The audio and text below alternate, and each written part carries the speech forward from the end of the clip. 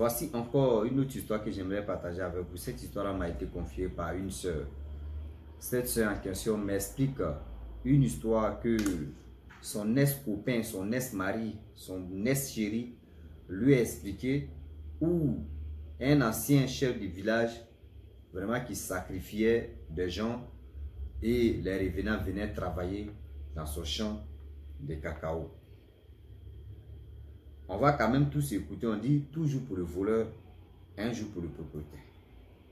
Des gens qu'il a sacrifiés, des gens qu'il leur faisait travailler. Avant, ils ne croyaient pas quand on dit non que oui, les revenants sont parmi les vivants sont parmi les morts, et les morts sont parmi les vivants. Elle ne croyait pas ça. Mais ce que son chéri, son copain, son ex lui a expliqué, elle a commencé à croire maintenant que dans la vie là, on ne sait pas avec qui on est en train de parler. Je vais faire jouer sa voix parce que c'est une jeune dame, vraiment, elle sait bien relater les histoires. J'ai aimé sa voix, j'ai aimé sa manière de relater l'histoire en question. On va tous quand même écouter le chef du village qui sacrifie les gens pour que ces personnes-là, les revenants-là, puissent aller travailler chez lui dans son champ. Bien avant que je fasse passer la voix de la jeune dame, je vous présente encore une page. Cette page-là s'appelle Wama 225. La famille, cette page-là, ici, on joue la comédie. Donc, tous ceux qui veulent vraiment nous suivre, tous ceux qui veulent vraiment rire, il est temps d'aller vous abonner sur la chaîne YouTube Wama 225, Facebook Wama 225, TikTok aussi Wama 225. Abonnez-vous là-bas, likez, commentez. Et je vous dis, il est temps de nous donner un coup de pouce, de nous donner, je peux dire, la force pour que on puisse, même niveau des rires, des souris quand même. La famille, on écoute ensemble l'histoire. Je pense que cette histoire-là va beaucoup nous aider. Voilà l'histoire que je vais faire jouer.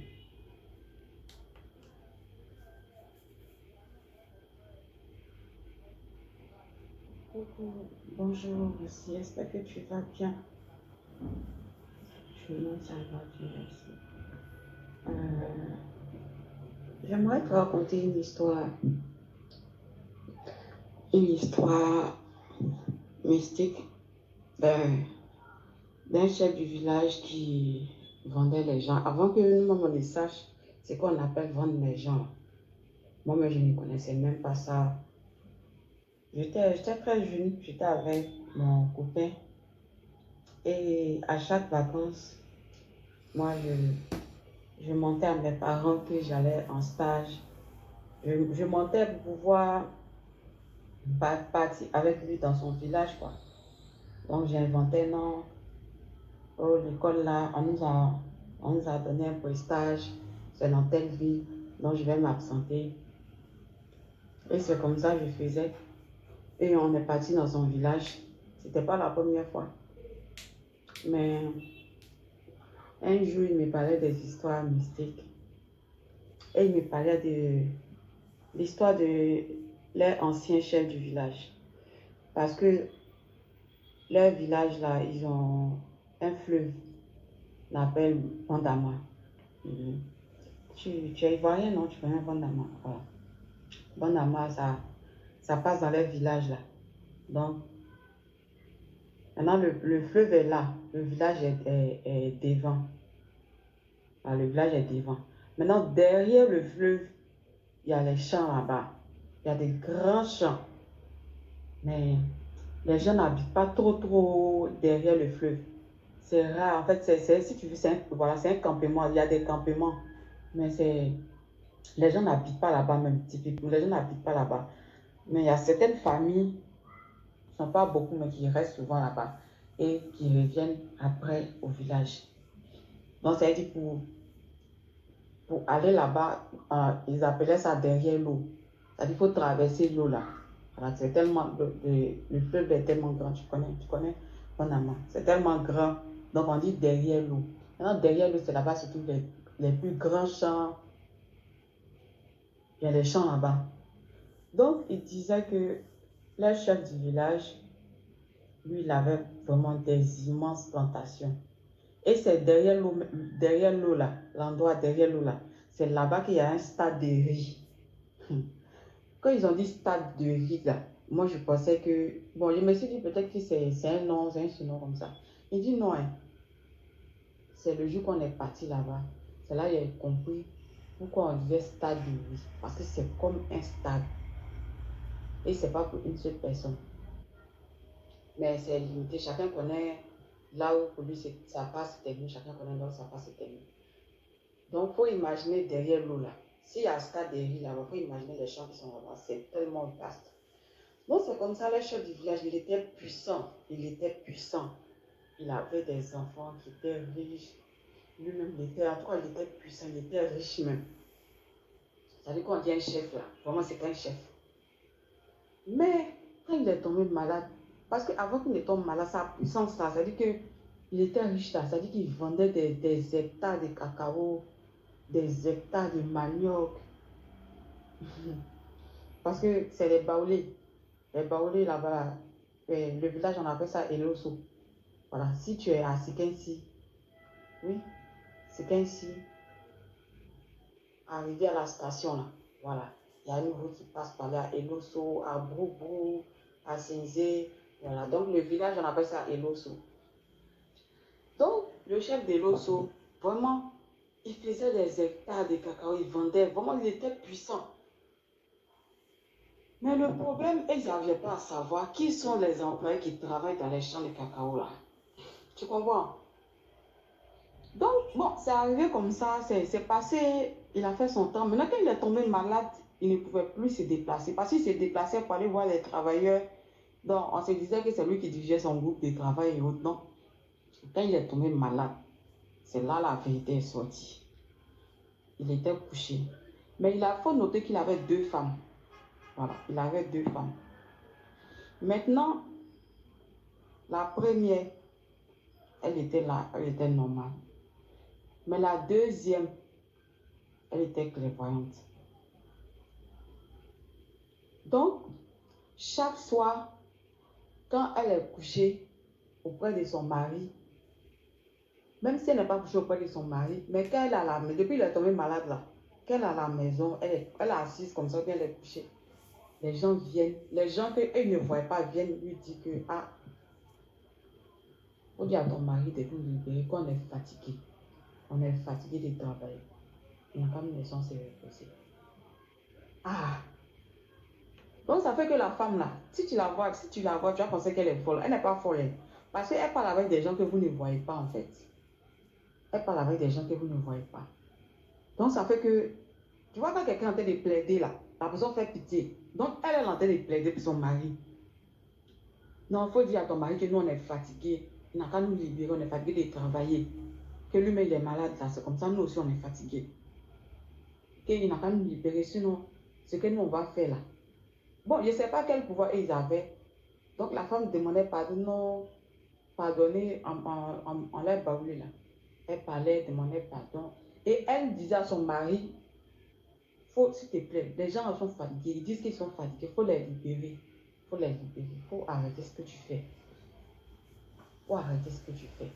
Donc bon, ils étaient là, mais chose bizarre, non, chose bizarre aussi, c'est que le monsieur, le chef, étant couché chez lui à la maison, hein, il va dire, comment on dit, il va dire à ses enfants qui sont au village, ses neveux et autres qui sont à côté de lui là, allez-y derrière l'eau là, derrière l'eau, derrière qui c'est qui c'est, allez-y derrière l'eau là-bas, à tel endroit, à telle parcelle, juste à côté de là qui est là, il y a déjà un cacao qui a été, comment on dit, décabossé. Voilà, décabossé. Ils ont déjà nettoyé. Tout est là. Allez-y prendre. Et si vous quittez là, allez-y encore vers l'autre côté qui est là. Si vous comptez 1, 2, 3, 4 pieds de tel arbre, vous allez voir encore. Il y a les maniocs qui sont déjà placés. Ils ont déjà déterré les maniocs. En fait, le monsieur était couché chez lui et il donnait les places exactes. Les places exactes déjà préparés, déjà prêts à être embarqués. Mais le problème, c'est que derrière l'eau là-bas, il t'a dit qu'il y a, les gens n'habitent pas là-bas, c'est campement, mais les gens ne restent pas là-bas. Tu comprends? Donc, qui décabossait, qui enlevait les choses là? C'est là ils ont compris que le monsieur là, c'était un mystique qui achetait les gens, les esclaves dans le monde astral. Aussi, toutes ces choses-là, ça existe. Moi, je ne savais pas, mais c'est maintenant je sais et je suis convaincue que ça existe. Mon ex, la paix à son âme, il me disait ça. Il me disait qu'il y a des gens qui travaillent, il y a des revenants qui travaillent pour les gens. Que ça existe. Que ça existe. Donc, quand il partait exactement, il trouvait les cultures là déjà prêtes à l'embarquement. Mais il ne savait pas, parce que quand tu vois le tas, quelqu'un ne peut pas faire 10 hectares, 5 hectares, on ne sait pas qui a fait. On voit personne. Au moins, si tu trouves quelqu'un assis là-bas pour dire, ah, mes gars sont partis, on a fini de travailler, non, personne, il trouve comme ça, il pogne. Il trouve, il pogne. Mais le nombre de cultures qu'ils ont trouvé là, ça veut dire que derrière l'eau là, il peut y avoir 2 maisons comme ça. Parce que tu as dit, les gens n'habitent pas, c'est la coupe des champs, c'est le coin des champs. Maintenant, 2 maisons qui sont là-bas, il y a combien de personnes dedans qui puissent faire ça? Donc, c'est sa femme qui parlait, et maintenant, la tante de mon ex lui a parlé un jour. Quand pourquoi tu parles seul, on te voit, tu es comme ça. Elle dit non. Non, ils n'avaient plus rien à perdre. Tu sais, la puissance là, le pouvoir là, ça fait juste un jour, ça finit. Un jour, ça diminue. Et tu as vu, sa femme faisait pitié, mais elle était devenue comme une folle à force de parler avec les gens là, les revenants ou les morts là. À force de parler avec eux, elle faisait pitié vraiment. Elle disait non, qu'est-ce que son mari fait? Son mari, on ne sait pas s'il achète les gens, mais ce sont les gens avec qui elle parle, mais que vous ne pouvez pas les voir.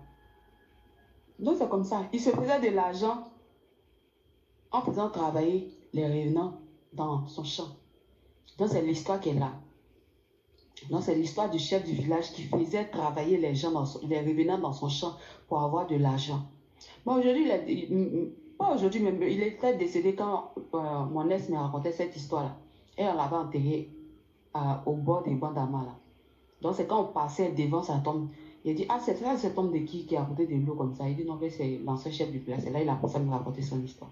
Donc le monde des vivants, des morts, les revenants qui viennent travailler ici, là, ça existe. Tous les champs qu'on voit là, il y a un gars qui en a témoignage que il y a des grandes sociétés qui travaillent, les usines, tout ce que vous voyez dedans, il y a beaucoup qui sont déjà morts. Il y a beaucoup qui ont acheté dans le monde des esclaves. Parce que le monde des esclaves, ça existe. Le monde de commerce des morts, ça existe. On les paye et puis ils viennent travailler. Tu les vois, ils sont bizarres. Ils ne parlent pas avec les gens, ils ne mangent pas. Ils sont sales. Toujours dans le même habillement. Donc c'est ça, c'est l'histoire que je voulais raconter qui est là. Depuis, je voulais te raconter l'histoire, mais bon, à chaque fois, je pousse. À chaque fois, je pousse. Donc aujourd'hui, j'espère que ça te sera vraiment utile et que tu vas poster tes followers vont aimer. Je suis abonné à ta chaîne sur un autre nom. Donc, merci beaucoup. Vraiment, merci beaucoup la sœur de nous avoir vraiment relaté l'histoire qui s'est passée dans le village de ton ex, qui n'est plus 6 heures. Vraiment, il y a quoi à toi. Vraiment, il te dit condoléances. Vous voyez, aujourd'hui, je voudrais dire à tous ceux qui nous écoutent, ceux qui ont, on peut dire, les plantations, ceux qui ont les entreprises, ceux qui ont les sociétés, ceux qui ont les ceci, vous qui aimez envier vos parents, vos frères, vos soeurs, vos ceci là, voilà comment si vous ne faites pas attention, vous allez prendre balle perdue. Si vous ne faites pas attention, voilà comment vous allez récupérer balle perdue. Vous voyez ce monsieur, c'est dit S, chef du village, aujourd'hui n'est plus 6 heures. Bon, son champ de cacao là, les enfants continuent toujours de prendre cacao là, ou soit ces femmes là continuent, bon, il ne sait pas. Là, c'est lui, tu connais son cours. Lui, il ne travaille pas, c'est des gens qui sacrifient là, c'est eux qui sont travaillés à sa place. Mais des gens qui t'ont sacrifié, ils travaillent à ta place. Mais il faut les mettre à l'aise. Tu payes leurs habits et puis tu les donnes. C'est pas ce que tu les vois. Tu payes leurs habits, tu les mets à l'aise. Parce que s'ils étaient à l'aise, ils ne parlaient pas, ils ne valaient pas. C'est-à-dire, ils ne pouvaient même pas me venir dire à ta femme que nous, on est fatigués. Ils allaient se taire puis continuer toujours à travailler.